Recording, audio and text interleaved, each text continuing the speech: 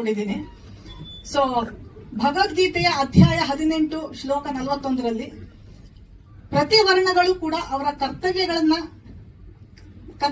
ಅವರ ಗುಣಗಳಿಗೆ ಅನುಗುಣವಾಗಿ ಹಂಚಲಾಗುತ್ತದೆ ಅನ್ನೋದನ್ನ ಪಾಯಿಂಟ್ ಇಟ್ಕೊಂಡು ನಮ್ಮ ಸಿನಿಮಾದಲ್ಲಿ ಕರ್ತವ್ಯದ ಮೇಲೆ ಸುಮಾರು ಕ್ಯಾರೆಕ್ಟರ್ಗಳು ಬರುತ್ತೆ. ಪೌರೋಹಿತರು ಬರ್ತಾರೆ, ವ್ಯಾಪಾರಿಗಳು ಬರ್ತಾರೆ, ಹಾಗೆ ಕಾರ್ಮಿಕರು ಬರ್ತಾರೆ. ಸೊ ಇಷ್ಟೇ ಅಲ್ಲದೆ ಬೇರೆ ಬೇರೆ ಧರ್ಮದವರು ಕೂಡ ಪಾತ್ರಗಳಾಗಿ ಬರ್ತಾರೆ. ಬಟ್ ಇದು ಯಾವ ಕ್ಯಾರೆಕ್ಟರ್ಗಳು ಕೂಡ ಪರ್ಫೆಕ್ಟ್ ಇರುವಂತ ಕ್ಯಾರೆಕ್ಟರ್ಗಳಲ್ಲ. ಸೊ ಹಾಗಾಗಿ ಎಲ್ಲೋ ಮತ್ತೆ ಅಧ್ಯಾಯ 3 ಶ್ಲೋಕ 37ರಲ್ಲಿ ಹೇಳಿದ ಹಾಗೆ ಅಂದ್ರೆ ಎಲ್ಲರಲ್ಲೂ ಕೂಡ ಒಂದು ಕಾಮ ಇದೆ. ಇದು ಮೋಹದ ವಿಧಾನದ ಸಂಪರ್ಕದಿಂದ ಹುಟ್ಟುತ್ತದೆ ಮತ್ತು ನಂತರ ಕೋಪವಾಗಿ ರೂಪಾಂತರಗೊಳ್ಳುತ್ತದೆ.